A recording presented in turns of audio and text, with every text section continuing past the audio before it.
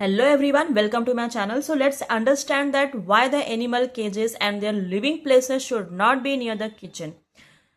Generally जो animal केजेस और उनके जो लिविंग प्लेसेस हैं वो किचन से नज़दीक नहीं होना चाहिए. क्यों? बिकॉज कहीं ना कहीं हाइजीन पे इम्पैक्ट पड़ता है. Yes, and they may spread some disease.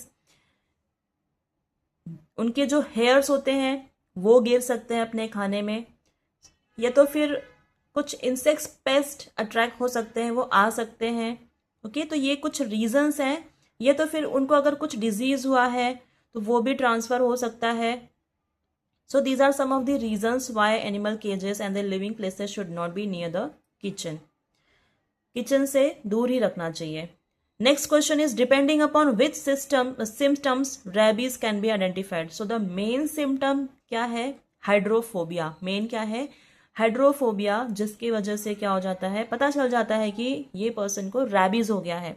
Then one more symptom we have seen की exaggeration. Yes, because of this also we can identify.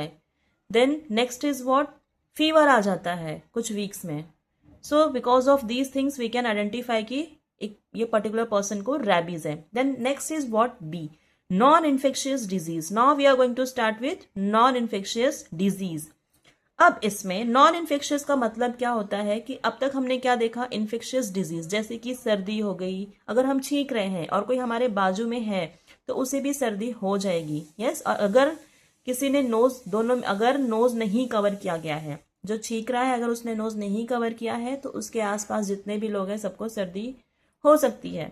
तो ये हो गई इन्फेक्शियस डिजीज जो स्प्रेड होती है. Now this is what? Non infectious disease. Non infectious means what? कि ये स्प्रेड नहीं होती है. Diseases which do not occur through infections and body contacts are called as non-infectious disease. मतलब जो कि स्प्रेड नहीं होगा, या body to body contact, skin to skin contact से ये सब डिजीज स्प्रेड नहीं होती है. ओके, इसे हम बोलते हैं non infectious disease. We will see example as well. Such diseases arise in human body itself due to certain reasons. अब ये जो डिजीज है ये स्प्रेड तो नहीं हुई है, मतलब हमें किसी दूसरे से नहीं मिली है, ये हमारे बॉडी के अंदर ही क्या हो रही है? हो गई है. Okay, because of certain reasons.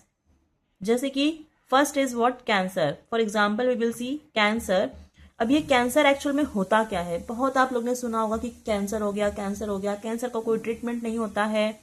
किसी को कैंसर हो गया अगर तो उसकी डेथ जो है वो हो जाती है. यस, हाँ, नो डाउट कि ट्रीटमेंट किया जाता है. ओके, अब वो ट्रीटमेंट्स कैसे करते हैं? जैसे कि मेन जो रहता है कि कीमोथेरेपी. ओके, कीमोथेरेपी होता है. Then radiation therapy. सो ये सारी चीज़ें हैं जिसकी वजह से क्या होता है. अच्छा, किसी किसी केस में सर्जरी भी की जाती है. So these are some of the you can say treatment which is used for the cancer. अब ये कैंसर एक्चुअल में होता क्या है? What is cancer? Cancer can group or lump of cancerous cells is called as malignant tumor. Group or lump of cancerous cells. अब जैसे कि किसी के हाथ में या पैर में, कहीं भी बॉडी पार्ट में अगर आपको ऐसे बड़ा सा लंप दिख रहा है, उसे क्या बोलेंगे? वो कैंसर है. What is cancer? Cancer is nothing but you can से कि जो सेल्स हैं वो प्रॉपर डिवाइड होना भूल जाते हैं. उनका जो फंक्शन है प्रॉपर डिवाइड होना. जैसे कि अगर किसी भी सेल का डिवीजन जो है वो 2 दिन में होना है या 3 दिन में होना है, या फिर फॉर एग्जाम्पल कि एक पर्टिकुलर सेल का डिवीजन 5 घंटे में होना है या 10 घंटे में होना है, तो वो जो सेल का डिवीजन है वो 1 घंटे में हो जा रहा है, आधे घंटे में हो जा रहा है. ओके, मतलब क्या कि सेल अपना फंक्शन भूल चुका है. उसे डिवाइड जो होना है वो भूल चुका है कि उसे कितने देर में डिवाइड होना है. Yes, so this is said to be as what? Cancer.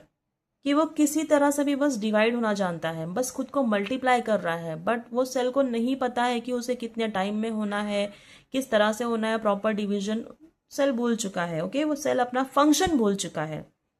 This is what cancer is. So group और लंप ऑफ कैंसरस सेल. अब ये ग्रुप और लंप, जब कोई भी सेल बस ऐसे ही डिवाइड होते जाएगा, ओके, तो वो क्या फॉर्म कर लेता है, लंप फॉर्म कर लेगा, ये तो ग्रुप ऑफ सेल फॉर्म कर लेगा जिसे हम बोलते हैं cancer cell. So it is said to be as what, malignant tumour. Malignant tumour.